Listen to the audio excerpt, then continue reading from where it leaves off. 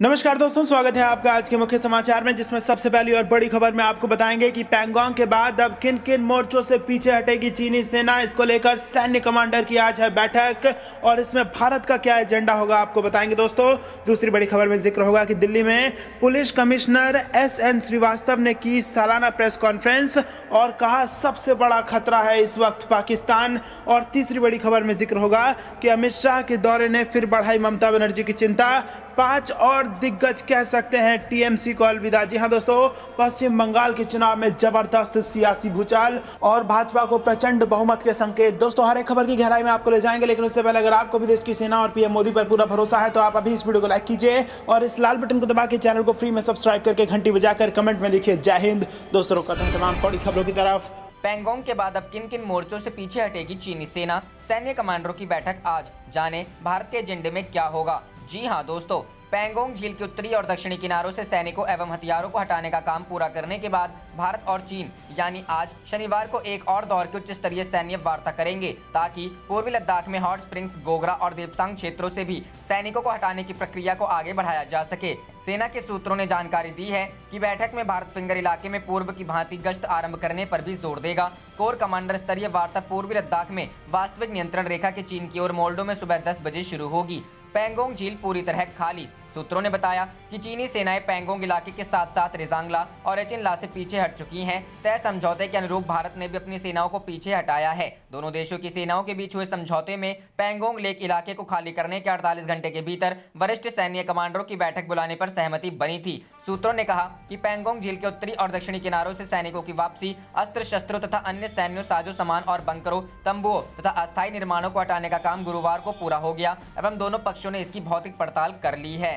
रुख करते हैं अगली खबर की तरफ। Delhi police commissioner SN Srivastava ने की सालाना प्रेस कॉन्फ्रेंस, कहा सबसे बड़ा खतरा है पाकिस्तान। जी हां दोस्तों, Delhi police commissioner SN Srivastava ने आज सालाना प्रेस कॉन्फ्रेंस की। इस प्रेस कॉन्फ्रेंस में कमिश्नर SN श्रीवास्तव ने सबसे बड़ा खतरा पाकिस्तान को बताया। SN श्रीवास्तव की माने तो पाकिस्तान की खुफिया एजेंसी ISI लगातार भारत के खिलाफ न सिर्फ धमाकों की साजिश करती है, बल्कि नकली नोटों के जरिए भारत को आर्थिक रूप से तोड़ने की साजिश भी पाकिस्तान से ही की जाती है। दिल्ली पुलिस कमिश्नर के मुताबिक पुलिस ने अपनी सतर्कता के चलते कई बार पाकिस्तान की साजिशों पर पानी फेरा है। पिछले कई सालों के मुकाबले साल 2020 में दिल्ली पुलिस ने अलग अलग आतंकी संगठनों के 32 आतंकियों को गिरफ्तार किया है। इनमें से सबसे बड़ी गिरफ्तारी थी ISIS के लोन वुल्फ अटैक के आरोपी मोहम्मद मुस्तकीम की। जब पुलिस ने इसे गिरफ्तार किया था तो उसके पास 2 पावरफुल प्रेशर कुकर IED बरामद की थी। इसके अलावा पुलिस ने मुस्तकीम के बलरामपुर के घर से काफी संख्या में टाइमर, 3 सुसाइड बेल्ट, कई आदि तैयार की गई IED और ISIS के फ्लैग बरामद किए थे। इतना ही नहीं, पुलिस कमिश्नर की माने तो साल 2019 में असम से जुड़े ISIS के एक और मॉड्यूल का पर्दाफाश भी किया गया था। इसके अलावा खालिस्तानी आतंकी सुख बिकरीवाल की गिरफ्तारी भी सबसे अहम थी। सुख बिकरीवाल नार्को टेररिज्म का अहम चेहरा था। पुलिस कमिश्नर के मुताबिक पुलिस की कई टीमें आतंकवाद पर लगातार काम करती रहती हैं। इसी पर काम करते हुए स्पेशल सेल की टीम ने तमिलनाडु से ISIS खुरासान मॉड्यूल को बस्ट किया था, जिनके टारगेट पर देश की राजधानी दिल्ली थी। रुख करते हैं अगली खबर की तरफ। अमित शाह के दौरे ने फिर बढ़ाई ममता की चिंता। 5 और दिग्गज कह सकते हैं TMC को अलविदा। जी हां दोस्तों, पार्टी दिग्गजों के दौरे के साथ भारतीय जनता पार्टी पश्चिम बंगाल में सत्ता हासिल करने की कोशिशों में लगी हुई है। इस दौरान राज्य की मुख्यमंत्री ममता बनर्जी की मुश्किलें बढ़ती जा रही है। तृणमूल कांग्रेस के बड़े नेताओं के इस्तीफे के बाद 2 सांसद और 3 विधायकों ने फिर बनर्जी की चिंता बढ़ा दी है। साउथ 24 परगना के ये नेता पैलन में हुई CM की बैठक से गायब रहे। इन सांसद विधायकों को लेकर कई कयास लगाए जा रहे हैं। हालांकि बीजेपी ये कह चुकी है कि अब वे TMC नेताओं की पार्टी में शामिल होने की प्रक्रिया पर रोक लगा रहे हैं। सांसद मिमी चक्रवर्ती और प्रतिमा मंडल समेत विधायक जीवन मुखर्जी, देव श्री रॉय और मंटू राम पखीरा गुरुवार को पार्टी बैठक से गायब रहे। यह जानकारी सूत्रों ने दी है। खास बात है कि बीते गुरुवार को गृह मंत्री अमित शाह और CM बनर्जी ने एक साथ रैलियां की थी। बीजेपी ने राज्य में चुनाव से महीनों पहले ही अपनी सक्रियता बढ़ानी शुरू कर दी थी। शाह और पार्टी के राष्ट्रीय अध्यक्ष जगत प्रकाश नड्डा लगातार राज्य का दौरा कर रहे हैं। बीजेपी के राष्ट्रीय महासचिव कैलाश विजयवर्गीय ने TMC नेताओं के बीजेपी में शामिल होने की प्रक्रिया पर रोक लगाने की बात कही है। उन्होंने कहा, हम बीजेपी को तृणमूल की B टीम में नहीं बदलना चाहते। हम उन तृणमूल नेताओं को बीजेपी में नहीं चाहते जिनकी छवि खराब है या गैर कानूनी गतिविधियों में जुड़े हुए हैं। इसलिए हम बड़े स्तर पर पार्टी में सदस्यता नहीं देंगे। उन्होंने यह साफ किया है कि अब पार्टी में नेता जांच के बाद ही शामिल किए जाएंगे। रुख करते हैं अगली खबर की तरफ। अमित शाह ने CRPF के कार्यक्रम में लिया हिस्सा, बोले पुलवामा हमले के बाद हमारी कार्रवाई ने दिखाया कि भारत जवानों के लिए कड़े फैसले ले सकता है। जी हां दोस्तों, केंद्रीय गृह मंत्री अमित शाह ने शुक्रवार को कहा कि 2019 में हुए पुलवामा आतंकी हमले के खिलाफ प्रभावी कार्रवाई करके भारत ने यह उदाहरण पेश किया कि वह अपने सैनिकों के सम्मान में कड़े निर्णय ले सकता है। शाह ने यहां केंद्रीय रिजर्व पुलिस बल के 82 वर्ष के इतिहास पर एक पुस्तक का विमोचन करते हुए कहा कि सीआरपीएफ की तरह केंद्रीय सशस्त्र पुलिस बल बेहद कठिन कार्य स्थितियों का सामना करते हैं, लेकिन उन्हें उचित पहचान नहीं मिली। हालांकि यह सरकार इस बात के लिए प्रतिबद्ध है कि इन जवानों और उनके परिवारों की जिंदगियां बेहतर बनाई जाएं। उन्होंने कहा, हमारा देश पुलवामा आतंकी हमले को बेहद संजीदगी और सहानुभूति के साथ देखता है। इस घटना में सीआरपीएफ के 40 जवान शहीद हो गए थे। शाह ने कहा, लेकिन यह पहली बार था कि जब भारत ने प्रभावी कार्रवाई करके यह सुनिश्चित किया कि सीआरपीएफ के जवानों की शहादत व्यर्थ नहीं जाए। साथ ही यह उदाहरण पेश किया कि वह अपने सैनिकों के सम्मान में कड़े निर्णय ले सकता है। केंद्रीय गृह मंत्री ने कहा कि यह शहादत पीढ़ियों को प्रेरित करेगी। रुख करते हैं अगली खबर की तरफ। नड्डा ने कहा कि 200 से अधिक सीटें जीतकर भाजपा बनाएगी सोनार बांग्ला। जी हां दोस्तों, भाजपा के राष्ट्रीय अध्यक्ष जेपी नड्डा ने कहा कि पश्चिम बंगाल में भाजपा 200 सीटों का आंकड़ा पार करके नया इतिहास रचेगी। इसके अलावा अन्य राज्यों केरल, तमिलनाडु में भी भाजपा परचम लहराएगी। उन्होंने कहा कि बंगाल में ममता के नीचे से जमीन खिसक चुकी है। नड्डा ने कहा कि बंगाल की जनता ने ममता सरकार को गिराने का मन बना लिया है। वहीं बंगाल की जनता राज्य में बीजेपी की सरकार बनाने के संकेत दे रही है। नड्डा ने कहा कि बंगाल की जनता भ्रष्टाचार, अराजकतावाद से निजात पाना चाहती है। इसका कारण दीदी की सरकार को प्रदेश से हटाना चाहती है। नड्डा ने कहा कि पश्चिम बंगाल में ममता के नीचे से जमीन खिसक चुकी है। बंगाल की जनता ममता दीदी की सरकार को बदलना चाहती है और भाजपा की सरकार बनाना चाहती है। लोग भ्रष्टाचार, अराजकतावाद से निजात पाना चाहते हैं। नड्डा ने कहा कि बंगाल में जिस तरह से भ्रष्टाचार, अराजकतावाद से लोग त्रस्त हैं, लोग तुष्टीकरण की राजनीति से छुटकारा पाना चाहते हैं। उन्होंने कहा कि उन्हें विश्वास है कि बंगाल में भाजपा की सरकार बनेगी। वह अभी बंगाल का दौरा करके लौटे हैं, वहीं 2 दिन बाद फिर से बंगाल का दौरा करेंगे। उसके बाद प्रधानमंत्री नरेंद्र मोदी का बंगाल दौरा होने वाला है। इस दौरान उनकी बहुत सी जनसभाएं भी होनी है। नड्डा ने कहा कि पीएम की जनसभाओं में भारी भीड़ उमड़ रही है। इससे साफ है कि बंगाल में भाजपा की सरकार बनेगी। जहां तक बंगाल की संस्कृति की रक्षा का प्रश्न है, तब बंगाल सोनार बंगाल बने हैं, ऐसा भाजपा का प्रयास है। उन्होंने एक प्रश्न के उत्तर में कहा कि भाजपा ने केरल में अच्छा काम किया है और तमिलनाडु में भाजपा का एआईडीएमके के साथ गठबंधन है। इसके अलावा पुडुचेरी में भाजपा सरकार बनाएगी। उन्होंने कहा कि भाजपा चुनाव को चुनाव की तरह लड़ती है और पंजाब में भी भाजपा सरकार बनाएगी। इससे पहले भाजपा कार्यकर्ताओं ने उनसे मुलाकात की। रुख करते हैं अगली खबर की तरफ। लद्दाख, अपने ठिकानों पर लौटे ड्रैगन के सैनिक, पैंगोंग झील का पूरा इलाका हुआ खाली। जी हां दोस्तों, पूर्वी लद्दाख में स्थित पैंगोंग झील के उत्तरी और दक्षिणी किनारों से भारत और चीन की सेना की वापसी की प्रक्रिया पूरी हो गई है। यह जानकारी भारतीय सेना के सूत्रों ने शुक्रवार को दी। सूत्रों ने बताया कि यह प्रक्रिया पूरी होने के बाद भारतीय सैनिक निचले स्थानों पर आ गए हैं। सूत्रों ने बताया कि भारत और चीन की सेनाओं के बीच कल फिर एक कॉर्प्स कमांडर स्तरीय वार्ता का आयोजन होगा। इस वार्ता में दोनों पक्ष पूर्वी लद्दाख में संघर्ष के 3 बिंदुओं से पीछे हटने पर वार्ता करेंगे। इन 3 बिंदुओं में गोगरा, हॉट स्प्रिंग और डेपसोंग शामिल हैं। आधिकारिक सूत्रों ने बताया कि 10वें दौर की कोर कमांडर स्तर की वार्ता वास्तविक नियंत्रण रेखा पर चीन की तरफ मोल्डो सीमा बिंदु पर शनिवार सुबह 10 बजे शुरू होगी। पैंगोंग झील क्षेत्र से सैन्य वापसी की प्रक्रिया पूरी होने के बाद वरिष्ठ अधिकारी स्तर पर यह पहली वार्ता होगी। सूत्रों ने कहा कि पैंगोंग झील के उत्तरी और दक्षिणी किनारों से सैनिकों की वापसी, अस्त्र शस्त्रों तथा अन्य सैन्य साजो सामान और बंकरों, तंबुओं तथा अस्थायी निर्माणों को हटाने का काम गुरुवार को पूरा हो गया। उल्लेखनीय है कि सैन्य वापसी की प्रक्रिया 10 फरवरी को शुरू हुई थी। रुख करते हैं अगली खबर की तरफ। भारत के राफेल की मार से डरा पाकिस्तान, अंबाला से 551 किलोमीटर दूर अपग्रेड कर रहा एयरबेस। जी हां दोस्तों, भारत के साथ जारी तनाव के बीच पाकिस्तान इन दिनों अपनी सामरिक शक्ति को बढ़ाने में जुटा है। लगातार 4 मिसाइलों को टेस्ट करने और राजस्थान सीमा के नजदीक युद्ध अभ्यास के बाद पाकिस्तान अब अंबाला से 551 किलोमीटर दूर स्थित मियांवली एयरबेस को अपग्रेड कर रहा है। सैटेलाइट तस्वीरों से खुलासा हुआ है कि पाकिस्तान पंजाब प्रांत के इस एयरबेस पर नए पेट्रोलियम डिपो बनाने के साथ यहां की ऑपरेशनल क्षमता को भी तेजी से बढ़ा रहा है। पाकिस्तान ने भारत के साथ 1965 के युद्ध में इस एयरबेस का उपयोग किया था। मियांवली एयरबेस को ताकतवर बना रहा पाकिस्तान। ओपन सोर्स इंटेलिजेंस #डेटरिस्टिफा की सैटेलाइट इमेज से खुलासा हुआ है कि पाकिस्तान ने मियांवाली एयरबेस के उत्तर से कम 4 पेट्रोलियम डिपो बना रहा है। इसका सीधा मतलब यह है कि पाकिस्तान एयरफोर्स इस एयरबेस की ऑपरेशनल क्षमता को बढ़ाने की तैयारी कर रही है। यहाँ पहले से चीन में बने हुए एंटी स्टील्थ रेडार तैनात हैं। इसके अलावा चीन ड्रोन अक्सर मियांवली एयरबेस से उड़ान भरते दिखाई देते हैं। ऐसे में अगर पाकिस्तान इस बेस को और ताकतवर बना रहा है तो भारत की चिंताएं बढ़ सकती है। पाकिस्तान को डर है कि भारतीय वायुसेना के राफेल लड़ाकू विमान बॉर्डर के पास स्थित उसके एयरबेसों को आसानी से निशाना बना सकते हैं। इन बेसों से उड़ान भरने वाले पाकिस्तान लड़ाकू विमान भारत के बियॉन्ड विजुअल रेंज मिसाइलों की जद में हैं। बड़ी बात यह है कि ऐसे हमले करने के लिए भारतीय लड़ाकू विमानों को पाकिस्तान में घुसना भी नहीं पड़ेगा। इसी से डरकर पाकिस्तान अब राफेल लड़ाकू विमानों के बेस अंबाला से 551 और पठानकोट से 384 किलोमीटर दूर स्थित इस एयरबेस को अपग्रेड कर रहा है। रुक करते हैं अगली खबर की तरफ। CAA देश का कानून, केंद्र से कोई लेना देना नहीं, पूरे भारत में होगा लागू, अमित शाह। जी हां दोस्तों, केंद्रीय गृह मंत्री अमित शाह ने CAA को लेकर बड़ा बयान दिया है। शाह ने कहा है कि सीएम का सरकार से कोई लेना देना नहीं है, ये देश का कानून है और पूरे देश में लागू होगा। उनका कहना है कि कोरोना टीकाकरण खत्म होने के बाद CAA के तहत शरणार्थियों को नागरिकता देने की शुरुआत करेंगे। अमित शाह ने कि विपक्ष CAA पर अल्पसंख्यकों को गुमराह कर रहा है। भारतीय अल्पसंख्यकों की नागरिकता पर इससे असर नहीं पड़ेगा। ध्यान रहे कि अमित शाह 2 दिन के बंगाल दौरे पर हैं। गुरुवार को उन्होंने 24 परगना के नारायणपुर गांव में एक बांग्लादेशी शरणार्थी के घर जाकर भोजन किया था। तभी राजनीतिक गलियारों में यह बात गूंजने लगी कि शाह CAA को फिर से जिंदा खातिर ऐसा कर रहे हैं। शाह ने कल कहा था कि 24 परगना शरणार्थी बाहुल्य क्षेत्र हैं। यहाँ पर 70 वर्ष पहले लोग आए थे, उनकी 2 से 3 पीढ़ी बीत गई, लेकिन उन्हें नागरिकता नहीं मिली। हमने उन्हें आश्वस्त किया है कि बंगाल में सरकार बनते हुए ही CAA कानून को लागू करेंगे। TMC नेताओं का पार्टी छोड़ने के पीछे शाह ने इसे ममता का कुशासन, भ्रष्टाचार और भाई भतीजावाद का कारण बताया।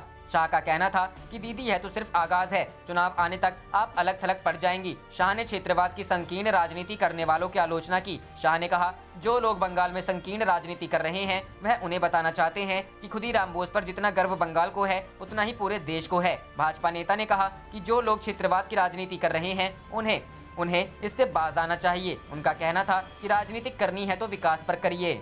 रुक करते हैं अगली खबर की तरफ। खुशखबरी, नितिन गडकरी का ऐलान, अगले 15 दिनों में सरकार लॉन्च करेगी इलेक्ट्रिक ट्रैक्टर। जी हां दोस्तों, सरकार वाहनों के इलेक्ट्रीकरण पर जोर दे रही है। इलेक्ट्रिक वाहनों के प्रयोग को बढ़ावा देने के लिए केंद्र सरकार नई योजनाओं को शुरू कर रही है। पेट्रोल और डीजल पर निर्भरता को कम करने के लिए अब सरकार देश में इलेक्ट्रिक ट्रैक्टर उतारने जा रही है। इस बात की घोषणा स्वयं केंद्रीय सड़क परिवहन मंत्री नितिन गडकरी ने की है। आज नितिन गडकरी ने गो इलेक्ट्रिक कैंपेन के लॉन्च के मौके पर कहा कि सरकार अगले 15 दिनों के भीतर देश में इलेक्ट्रिक ट्रैक्टर को लॉन्च करेगी। इसके अलावा उन्होंने सरकारी मंत्रालयों और विभागों के सभी अधिकारियों के लिए इलेक्ट्रिक वाहनों का उपयोग करना अनिवार्य करने की भी बात कही। गडकरी ने यह भी सुझाव दिया कि सरकार को घरों में रसोई गैस खरीदने के लिए समर्थन देने के बजाय बिजली पकाने के उपकरण खरीदने के लिए सब्सिडी देनी चाहिए। गडकरी ने सुझाव दिया कि सभी सरकारी अधिकारियों के लिए इलेक्ट्रिक वाहनों का उपयोग अनिवार्य किया जाना चाहिए। बता दें कि हाल ही में नितिन गडकरी ने देश की पहली CNG पावर ट्रैक्टर को लॉन्च किया था। ये एक डीजल ट्रैक्टर है जिसे CNG में कन्वर्ट किया गया है। यह अपने तरह का देश का पहला ट्रैक्टर है।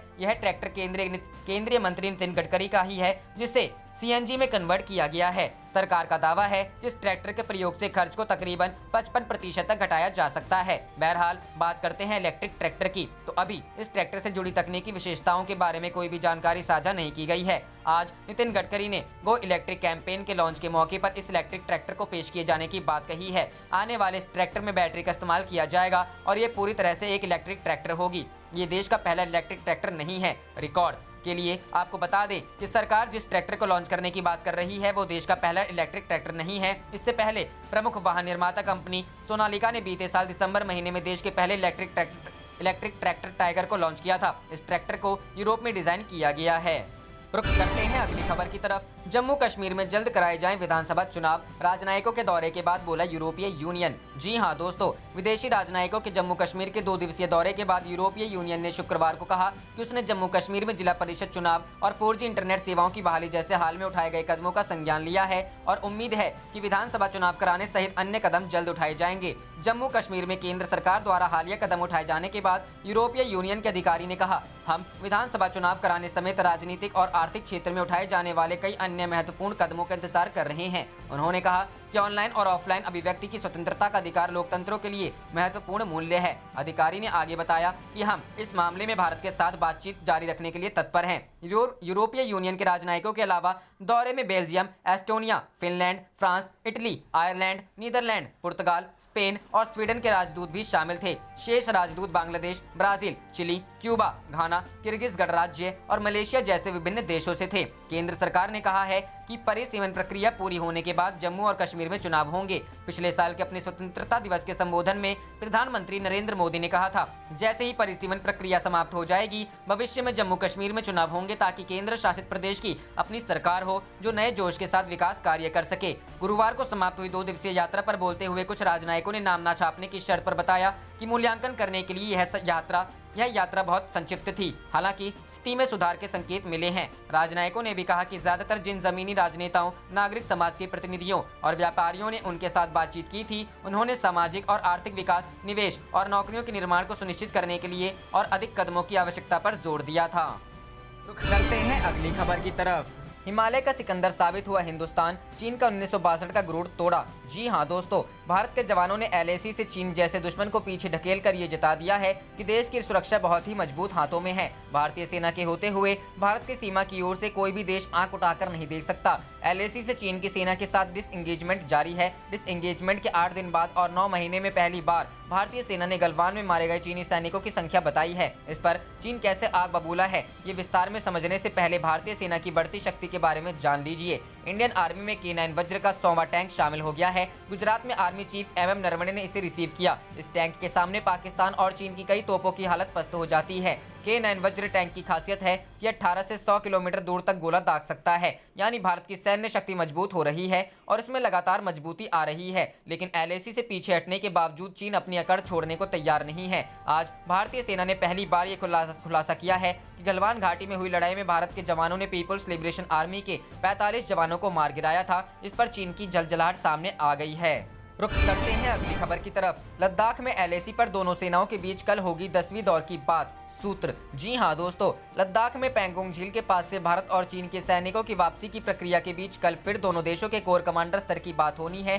सेना के सूत्रों के मुताबिक यह बातचीत वास्तविक नियंत्रण रेखा पर चीन की तरफ मोल्डो में होगी, जहां 9वीं दौर की भी बात हुई थी और सेनाओं की वापसी पर ठोस सहमति बन पाई थी। यह बातचीत कल सुबह 10 बजे से होगी। सेना सूत्रों के मुताबिक इस दौर की बातचीत में दोनों देशों की सेना पैंगोंग झील के दक्षिणी और उत्तरी किनारे से सेनाओं की वापसी के बाद बाकी तनाव वाली जगहों से सेना की वापसी को लेकर चर्चा करेंगे। पैंगोंग इलाके से पीछे हटी है चीन की सेना। बता दें कि मंगलवार को ही भारतीय सेना ने वीडियो और फोटो जारी कर दिखाया था कि पैंगोंग झील इलाके से कैसे चीन की सेना वापस लौट रही है। उसने वहां पर बना गए अपने इंफ्रास्ट्रक्चर को भी हटा लिया है। ऐसी तस्वीरें सामने आ चुकी हैं। जानकारी के मुताबिक वो तस्वीरें पैंगोंग झील के उत्तरी किनारे और दक्षिणी किनारे के कैलाश रेंज की है। तस्वीरों में उनके टूटे हुए बंकर और अस्थायी ढांचे JCB और हाथों से भी हटाए जा रहे थे। दोनों सेनाओं को मई 2020 वाली स्थिति में लौटना है। दोनों देशों की सेनाओं के बीच जो सहमति बनी है उसके मुताबिक दोनों को मई 2020 वाली स्थिति में वापस लौट जाना है। सेनाओं की वापसी की यह प्रक्रिया दोनों सेनाओं की निगरानी के बीच हो रही है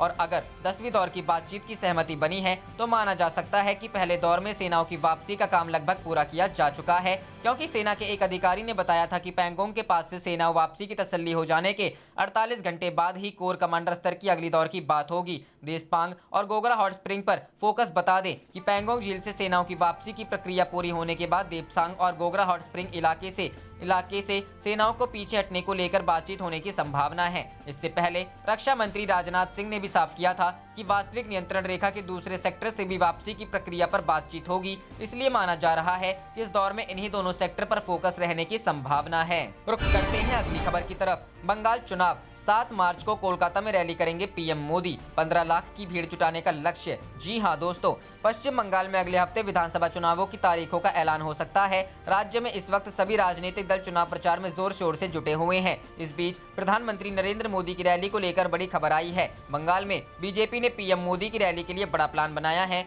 मार्च के पहले हफ्ते में PM मोदी की रैली होगी। बताया जा रहा है कि PM मोदी की ये रैली कोलकाता के सबसे बड़े मैदान ब्रिगेड परेड मैदान में होगी, जिसमें करीब 15 लाख की भीड़ जुटाने का लक्ष्य रखा गया है। बीजेपी की योजना बंगाल की राजनीति की सबसे बड़ी रैली कराने की है। बता दें कि PM मोदी आज बंगाल में वीडियो कॉन्फ्रेंसिंग के जरिए विश्व भारती के दीक्षांत समारोह में शामिल हुए और कार्यक्रम को संबोधित किया। उन्होंने कहा, गुरुदेव रविंद्रनाथ टैगोर ने जो अद्भुत धरोहर माँ भारती को सौंपी है, उसका हिस्सा बनना, आप सभी साथियों से जुड़ना मेरे लिए प्रेरक भी है और आनंददायक भी है। बंगाल के राज्यपाल और विश्व भारती के रेक्टर जगदीप धनखड़, केंद्रीय शिक्षा मंत्री रमेश पोखरियाल निशंक और शिक्षा मंत्री संजय धोत्रे भी इस कार्यक्रम में मौजूद रहे। समारोह में कुल 2535 छात्रों को डिग्री दी गई। पश्चिम बंगाल में विधानसभा की 294 सीटें हैं। वर्तमान में यहां तृणमूल कांग्रेस की सरकार है और ममता बनर्जी मुख्यमंत्री हैं। पिछले चुनाव में ममता की टीएमसी ने सबसे ज्यादा 211 सीटें, कांग्रेस ने 44, लेफ्ट ने 26 और बीजेपी ने मात्र 3 सीटों पर जीत दर्ज की थी, जबकि अन्य ने 10 सीटों पर जीत हासिल की थी। यहाँ बहुमत के लिए 148 सीटें चाहिए। रुक करते हैं अगली खबर की तरफ। तो अब फेसबुक चलाएगी सरकारों को। ऑस्ट्रेलिया के प्रधानमंत्री ने पीएम मोदी से मांगी मदद। जी हां दोस्तों, न्यूज प्रसारण को लेकर अमेरिकी बहुराष्ट्रीय कंपनी फेसबुक इंक और ऑस्ट्रेलिया सरकार के बीच विवाद बढ़ता जा रहा है। फेसबुक ने ऑस्ट्रेलिया में न्यूज और इमरजेंसी सेवाओं की पोस्ट को बैन कर दिया, जिसके बाद ऑस्ट्रेलिया के प्रधानमंत्री स्कॉट मॉरिसन ने भारत के पीएम नरेंद्र मोदी से फोन पर बात की और उनकी मदद मांगी है। वे अब दुनिया को चलाएंगे। द सिडनी मॉर्निंग हेराल्ड के अनुसार ऑस्ट्रेलिया के प्रधानमंत्री स्कॉट मॉरिसन ने गुरुवार को पीएम मोदी से फोन पर बात की। मॉरिसन ने कहा, वे दुनिया को बदल रहे हैं, लेकिन इसका मतलब ये नहीं है कि वे अब दुनिया को चलाएंगे भी। हम बड़ी टेक कंपनियों के इन धमकियों से डरने वाले नहीं हैं। वे हमारी संसद पर दबाव बनाने की कोशिश कर रहे हैं। आप देख रहे थे आपका अपना चैनल जय हिंद जय भारत।